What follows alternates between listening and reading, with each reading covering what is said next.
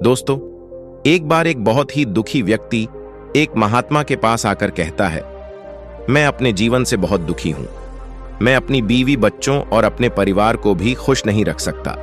मैं अपने लिए भी कुछ नहीं कर पा रहा हूं। कभी कभी तो मुझे अपनी जिंदगी को खत्म कर देने के भी ख्याल आते हैं।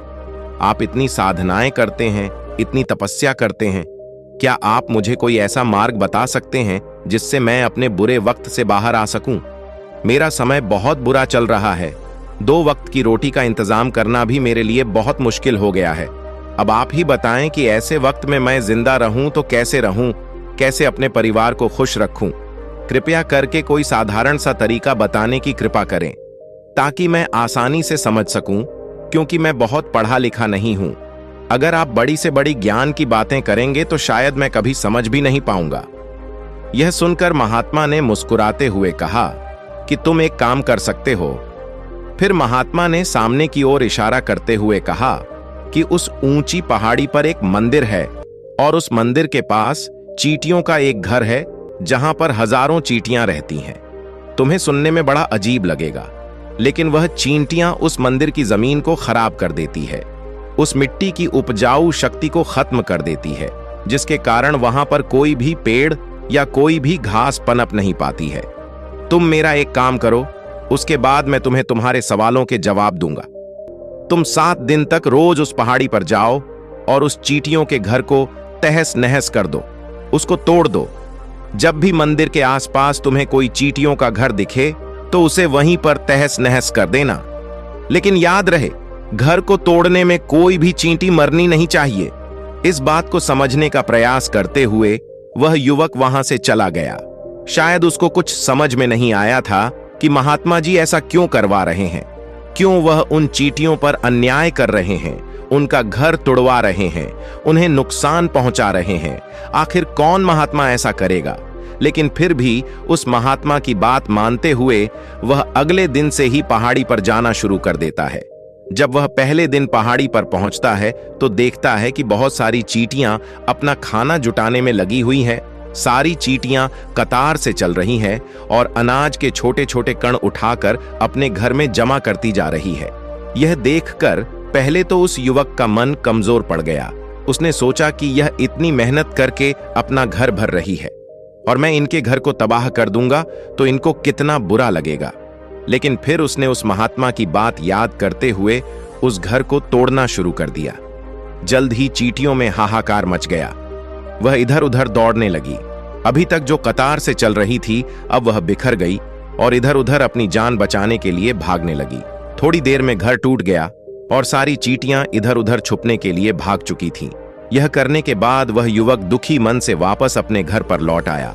उसका मन परेशान था, दुखी था, पश्चाताप से भरा हुआ था।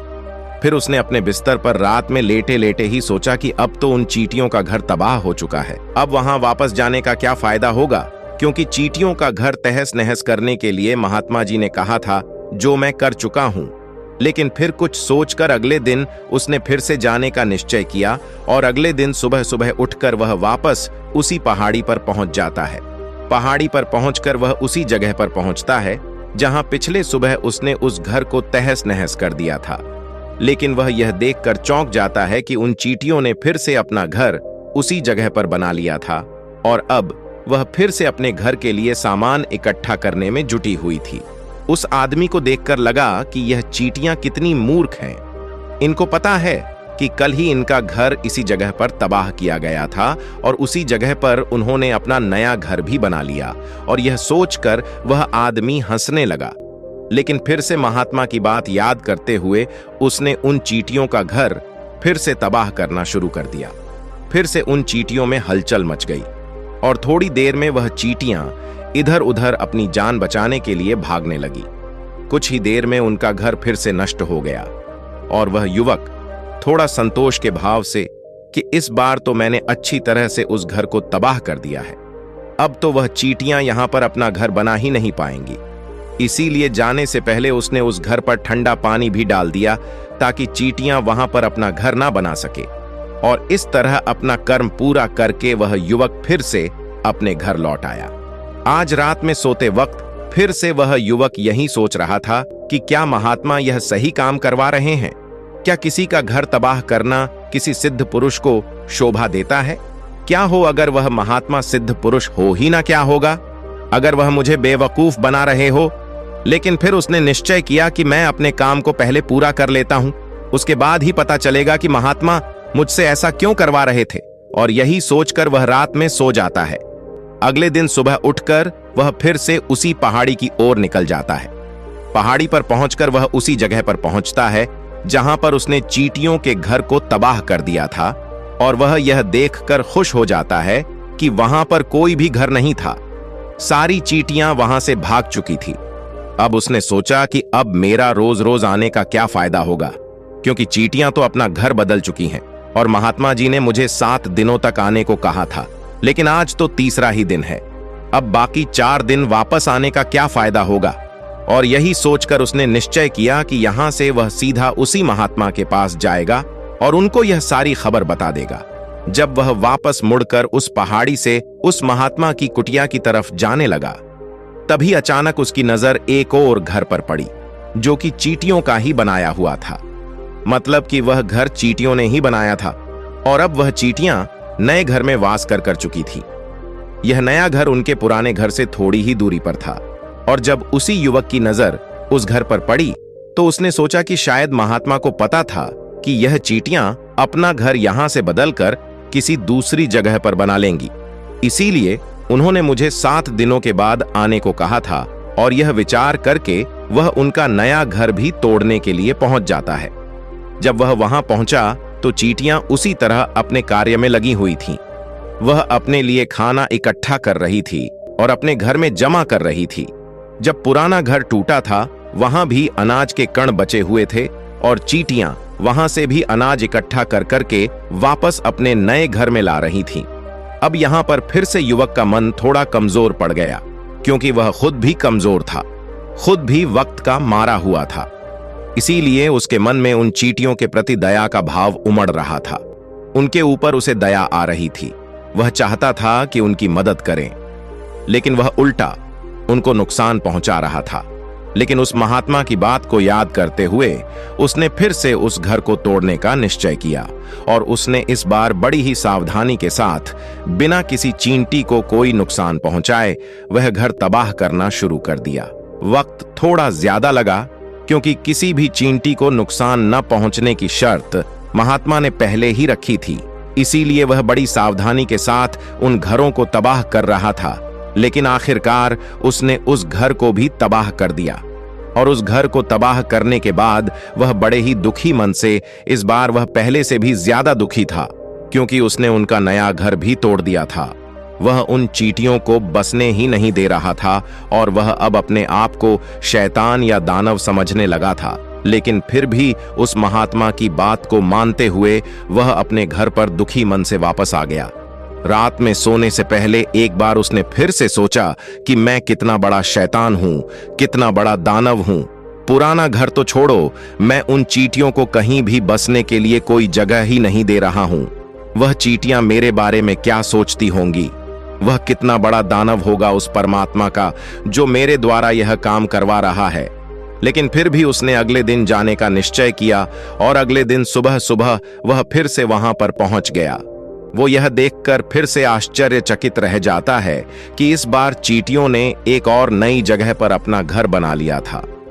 वह तो पहले से भी ज्यादा ऊर्जा के साथ काम कर रही थी, और उन्होंने एक रात में पहले से भी बड़ा घर बना लिया था। और अब वो फिर से अपना अनाज और खाना इकट्ठा करने में जुटी हुई थी। यह देखकर उस आदमी को लगा कि यह चींटियां किस मिट्टी की बनी हुई हैं। मैं उनको बार बार यहां से भगाने की कोशिश कर रहा हूं, और यह वहीं पर अपना घर बना लेती है। क्या इनको पता नहीं है कि मैं यहां पर कभी भी इन्हें बसने नहीं दूंगा? ये चींटी दिखने में इतनी छोटी है, लेकिन फिर भी यह मुझसे हार नहीं मान रही है। बड़ी ताज्जुब की बात है। और इस बार उसने गुस्से में उस घर को तहस नहस करना शुरू कर दिया। लेकिन इस बार तहस नहस करते हुए कुछ चींटियां वहीं पर मर गईं। उसके पैरों तले कुचल दी गई। कुचलने के बाद जब वह अपने अहंकार से बाहर आया तो उसने देखा कि गुस्से में उसने उन चींटियों को कितनी क्षति पहुंचा दी है। उसका मन पश्चाताप से भर गया और वह रोता हुआ अपने घर की तरफ बढ़ गया। रात में सोते वक्त उसने सोचा कि मैं उन चींटियों पर बहुत ज्यादा अत्याचार कर रहा हूं, अब इससे ज्यादा अत्याचार मैं नहीं कर पाऊंगा।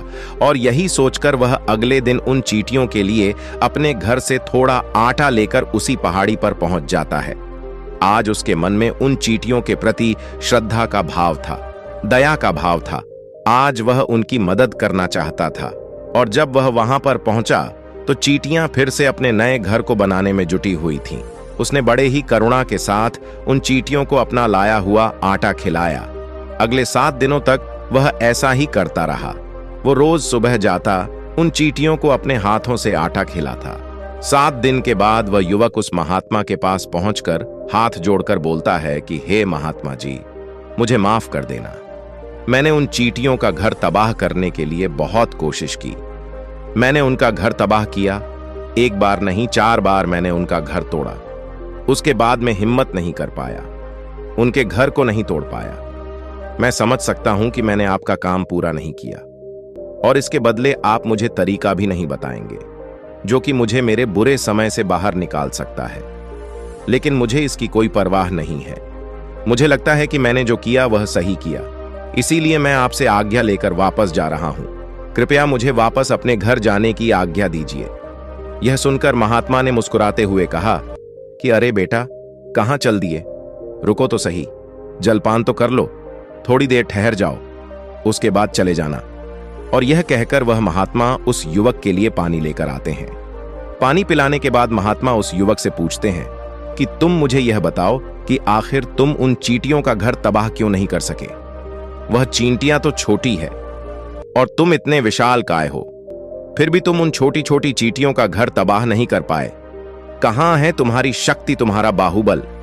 इसका जवाब देते हुए उस युवक ने कहा कि हे महात्मा, मैंने उन चींटियों का घर तबाह कर दिया था, बार बार किया था। एक बार तो अपने गुस्से में उन चींटियों को भी हानि पहुंचा दी थी, लेकिन जिस दिन मैंने उनको हानि पहुंचाई उसी दिन मुझे लगा कि मैं उनको क्यों हानि पहुंचा रहा हूं, क्यों इनको इतनी तकलीफ दे रहा हूं।